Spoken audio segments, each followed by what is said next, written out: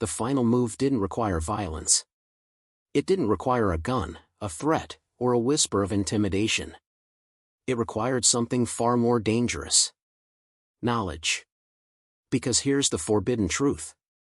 Most HOA boards operate under private contracts, not public law. That means they're not bound by the Constitution. But you are still held to their standards.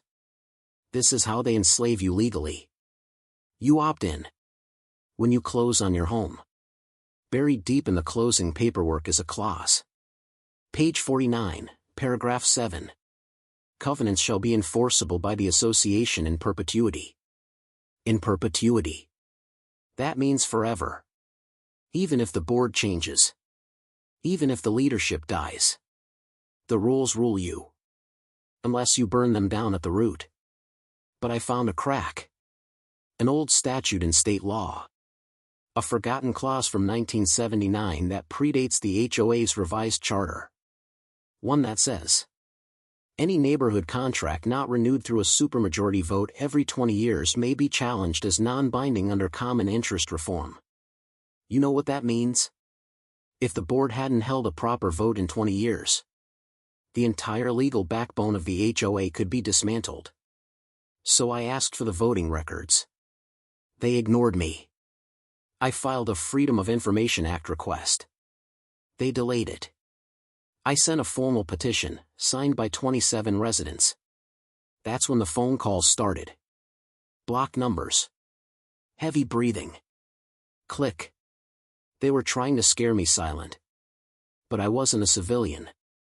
I was trained to infiltrate, expose, and dismantle systems. I don't fear the darkness. I hunt in it. Then came the break. A former board member, let's call him Alan, reached out anonymously. Said he'd been watching my footage. Said the board did everything off the books. Said they never held a supermajority vote. He gave me meeting minutes. Old emails. Scanned paper ballots that were forged. That was the kill shot. I packaged everything into one 11-minute presentation. Not for the public. For the residents. I booked the local community center under the name Veteran Safety Training. And when the room filled, I didn't give a speech. I showed them footage. Documents. Proof. One by one, the faces changed. Fear. Turned to rage. Confusion. Turned to clarity. And when I finished, I said just one thing. They entered my property and put hands on my wife. But what they really did was show us who owns our freedom. And it's not them. Not anymore. The next month, a petition circulated. 216 signatures. Enough to call an emergency vote. The board was recalled. All 3 members replaced. The enforcement committee disbanded. Private security terminated. And me? I didn't take a seat. I didn't run for office. I just sat in the back row, arms crossed, and made sure everyone remembered what happens when tyranny wears a smile. But the story doesn't end there. Because what I discovered is happening across the entire country. HOAs have become soft regimes. Privately governed. Corporately trained. Legally protected. And the only weapon powerful enough to destroy their hold? Is awareness. So here's what you do next. Request your HOA's founding charter and amendment records. Ask when the last supermajority vote was held. Demand public minutes. Transparency. Accountability. And if they deny you? Start the fire. Legally. Loudly. Relentlessly. Because the first man who says no with his chest shakes the cage for everyone else. Old key comment below, one final time. Type I reclaim my walls twice. Not once. Twice. It's not just for the algorithm. It's your oath of ownership. They thought they could control you with paperwork and fences. But you've seen through it now. You've walked the perimeter. And now you know the truth. You don't live in a neighborhood. You live on a battlefield. And the war has already started. They didn't knock. They entered. 3 men in polos. Clipboards. Radios. HOA logos stitched like flags of conquest. My wife stood alone in the kitchen. And by the time I saw the security footage, I realized something most men will never understand until it's too late. This neighborhood was never mine. It belonged to them. They came in through the side gate, the one I never used, the one hidden behind the hedge like a tactical blind spot. No warning. No warrant. Just compliance check. You ever heard that term? Compliance check? It's not law enforcement. It's not neighborly. It's soft authoritarianism wrapped in khaki and HOA letterhead. My wife, Emily, was home alone. She didn't open the door. She didn't have to. They were already inside the yard, already circling the shed like vultures. One of them pointed at the grill, brand new, military-grade stainless steel. The other one? He laughed and said, "This violates setback code 14C. Emily asked them to leave. Calm, respectful. That's when clipboard number 3 stepped forward and grabbed her wrist. I watched it play out on the ring cam 30 minutes later. I wasn't even home. I was at the VA, checking in for a spinal alignment.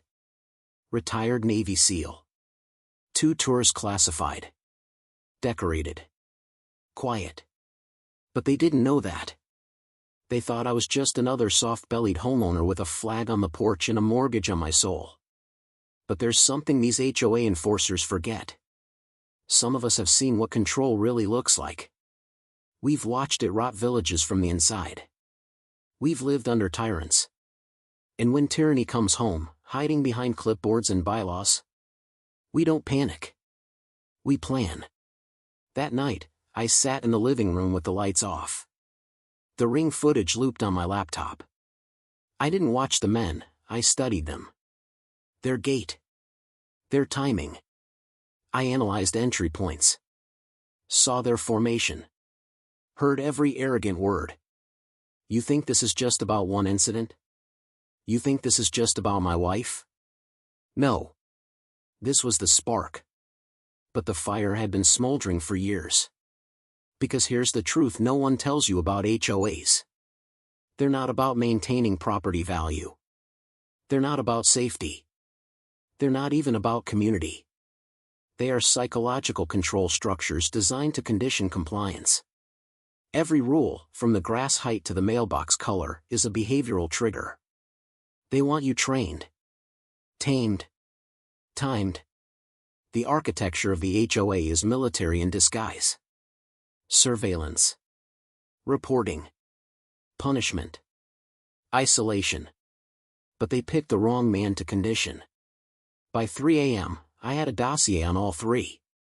Names. Vehicles. Patterns. I wasn't going to use violence. No. I was going to expose the machine. Because this wasn't 3 men with badges. This was a system, one that punishes anyone who remembers they're free. They escalated fast. 2 days after I dropped the footage, I woke up to find 2 code violation notices zip-tied to my front door, one for excessive flag display, the other for unauthorized tactical signage. What was the signage? A single wooden board I carved myself. Burned into it were 3 words. I know everything. That wasn't a message for the neighbors. It was a warning to the board. But here's what they didn't expect. I baited them. See, when you've operated in war zones, you learn how to flush out snakes. You don't kick the bush.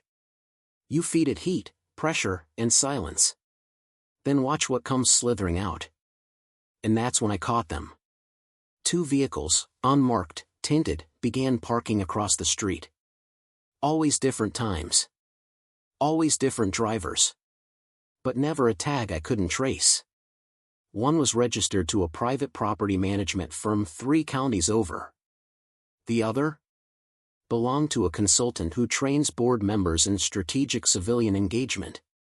That's code for psychological warfare, domestic version. You think these people are random neighbors with a little too much free time? No, brother. You are looking at an intelligence architecture. Distributed. Quiet. Deniable. But perfectly trained in behavioral suppression. And you, the homeowner, are their subject. This is no longer about the incident. This was about containment. Neutralization. Silence. They started with mail delays. Then lost trash pickups. Then the city inspector came to reassess my property boundary. Do you understand what that means? They tried to rewrite my square footage, to devalue my land, so that I'd be forced into non-compliance, and they could take enforcement action. They weren't just trying to scare me. They were trying to erase me. This is the true face of suburban tyranny. Quiet. Non-lethal. But surgical. And it's legal. Because they wrote the laws. And no one questions the smiling neighbor with a clipboard. But I wasn't alone anymore. The video had gone semi-viral. I started receiving messages from men across the country. Bro, my HOA did the same thing, fined me into foreclosure. They threatened to sue me over a porch light. They evicted a veteran over an unauthorized garden bed. And then, this one chilled me. They bought my neighbor's lot just to shut down his complaint. HOA has a $1.2 million war chest. A war chest. Did you catch that? These people have legal teams. Lobbyists. Surveillance contractors. You thought you were dealing with angry neighbors? No. You are dealing with a quiet state. A private jurisdiction with its own courts, its own laws, its own police. I compiled everything. Footage. Documents. Testimonies. Created a 72-page report and sent it to local journalists. Silence. Then one journalist replied from a burner email. This isn't new. We've tried. They bury everything in court threats. This is bigger than you think. That's when I realized. I wasn't fighting a few HOA thugs. I was standing at the mouth of a nationwide control grid. One that stretches through neighborhoods, cities, gated suburbs. And every enforcer is just another cog in a behavioral machine. They don't just want order. They want ownership of the human spirit. That night, I walked the perimeter of my property in total darkness. No lights. No flashlight. Just instinct and silence. Every step I took, I thought of every man who gave his life for freedom. And how easily that freedom was traded away. For clean hedges and uniform shutters.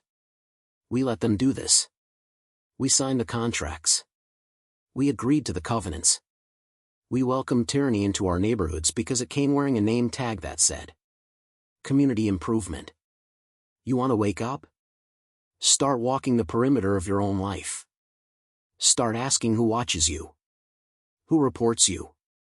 Who profits from your compliance? You think you own your home? You own walls. They own the space between them. Speaking head, drop it in the comments again. Type I see the system, twice. Twice means you're not just watching. You're witnessing. And that's how the algorithm knows who the fighters are. The next morning, they came back. Not the same men, but the same uniform. Different faces. Same look in their eyes. That smirk. That practiced calm. The kind of calm you only get when you believe you're untouchable. They didn't know I'd already filed the incident with local police. They didn't know I'd pulled every HOA bylaw and found 42 violations. Not by me. But by them. They didn't know I'd been in PSYOPs. Let me teach you something. Control isn't about weapons or power. It's about perception. Make a man believe he's surrounded, and you've already won. Make him believe you own the air around his house, and he'll never question the leash you chain to his soul. HOAs don't just monitor, they condition. They install cameras, but not for safety. They install cameras for submission. The signs that say private property? Those aren't for outsiders. They're for you. Your fence. your garden, your kid's basketball hoop. All potential violations. All leverage. They want you second-guessing every move. Should I leave the trash out tonight? Is this curtain color approved? Do I look compliant? I pulled up the HOA charter. Written in 1981. Revised 7 times. Dozens of secret votes. I found clauses buried so deep, they weren't even listed on the official site. One clause allowed for unannounced entry onto property in cases of perceived noncompliance. Perceived. Not confirmed. Not reviewed. Just perceived. You know what that means? If a committee member feels like your shed is 1 inch too tall, they can walk into your yard. Unarmed. Unafraid. And if you protest? You're the threat. This isn't a suburb. It's a social experiment. We are the lab rats. And the worst part? Most men never even notice. They laugh it off. Just the HOA being strict. Just keep your lawn mowed. Brother, if you say that, they've already won. So I started making noise. Sent letters. Filed formal complaints. Set up meetings. I used their own rules against them. And when they tried to ignore me, I dropped the footage. The video of their enforcers touching my wife. On Facebook. In the veterans group. In the local forums. With red circles and timestamps. People were furious. But the HOA? They went silent. No apologies. No public statement. Just one email. We are handling this matter internally. That's the next stage of control, containment. Keep the truth inside the walls. Neutralize the aggressor. Minimize the fallout. But I wasn't done. Because I uncovered something deeper. Something that chilled me. I traced the HOA board back 20 years. Found out one of them, Chairman Dennis K. Used to work in municipal zoning enforcement. Another?